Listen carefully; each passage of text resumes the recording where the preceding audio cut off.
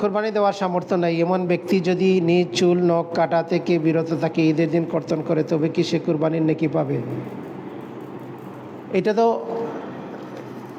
নেকি দেবেন কে? আল্লাহ। এখন আল্লাহ সুবহানাহু ওয়া তাআলা এভাবে আমাদেরকে জানান নাই যে কোরবানি যে করবে না তাকে নেকি দিবেন। তবে ওলামারা বলছেন যেহেতু আল্লাহ হচ্ছে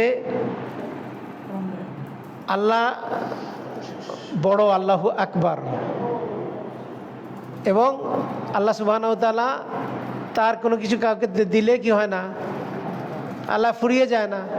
তো আমরা আল্লাহ সম্পর্কে কি রাখবো? সুধারণা রাখবো। একটু আগে বলছি সুধারণা।